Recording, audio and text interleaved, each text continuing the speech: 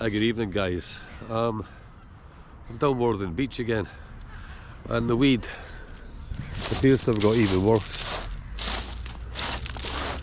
Look at it. Oh wow, it's real spongy like, but yeah. As you see, there's bass fishermen out there. There's 1, 2, 3, 4, and there's another one there. So the reason I'm here is I bought the Tempest, or the Tempest 4000S. Now the fishing shop, I'm not going to say the fishing shop, I'm not going to say the name of the fishing shop, but they were meant to spool it for me, the reel, but they didn't do it. So I spooled it.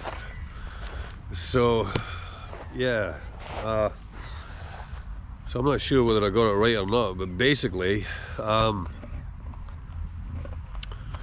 was 150 yards, 8-strand braid that I've got, and I didn't think that was enough for the reel, you know. So what I'd done was I actually put on some backing mono to stop the braid from slipping, if that could possibly happen. However, I made a big mistake. Insofar as what did I do? I basically, the mono is 20 pound, 27 pound in fact, and the braid is only 17. So huge difference. And of course, when I joined them, I used a uni knot to join them. But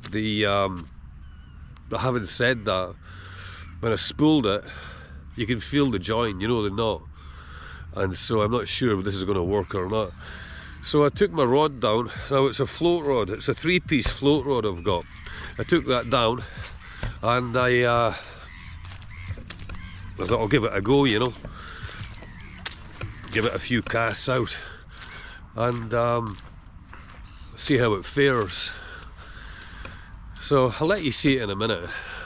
I've got like a 5 gram weight, 5-6 gram weight, just to see how far this will cast. And I know a few are going to criticise me because I'm not going to be casting it in the sea, I'll be casting it like on the sand here. Yeah, I know I didn't want to bring it down. I've never used braid. Well, I did a used braid once before and it was a disaster. It really was a total and utter disaster. So yeah, let's see how this goes. But the Tempest reel, it seems to be the business. It's got like lots of reviews, good write-ups and what have you. So we'll give it a go. Alright, back in a bit.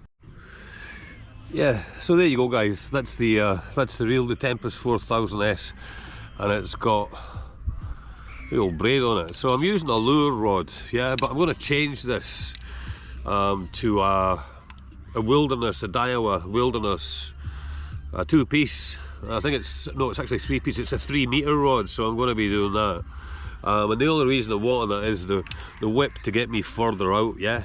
So a lot of people say, oh, bass, they're really close in. Well, that might be the case, but I'm not always going to be fishing for bass. And I was always taught when I was fishing rivers in Scotland, you know, the further out you can get that, the more coverage as you retrieve it, you know, so it's got a bigger area, so you don't have to cast as much. So that's how I think anyway. You guys probably think different from me, and I'm sure there'll be a few critics here.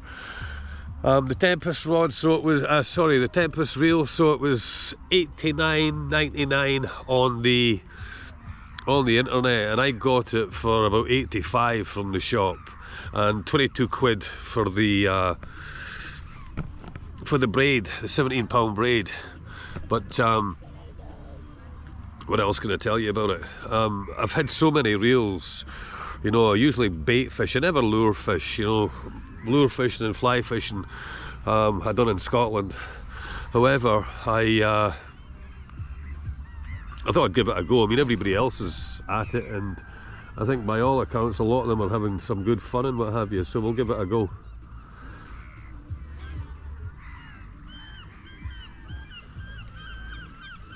I intend to go fishing tomorrow and use lures, but as you see, there's lots of weed around.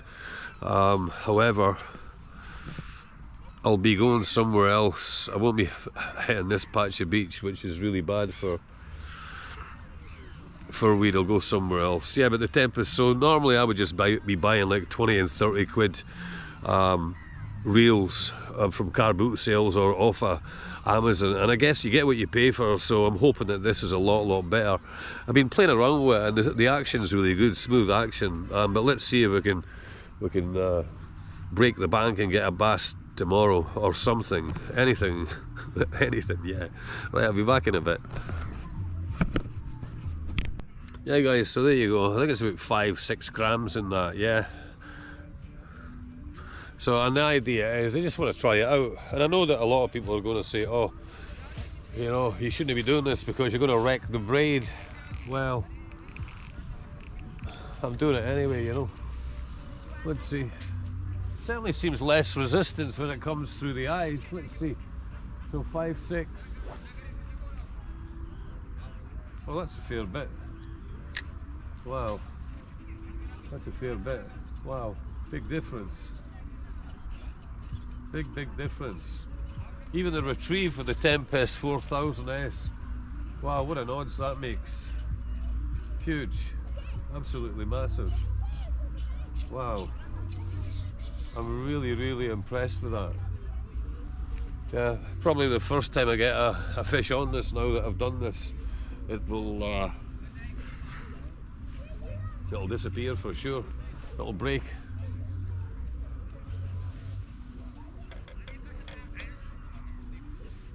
I'll give it another go, another one. That's all I wanted to do, was just to come down and just check it out and see if it's spooled this. I won't really know until I'm fishing tomorrow, but it seems to be alright. But the shop was meant to spool it, but they never done it. They never done it. So I went and bought this last Thursday.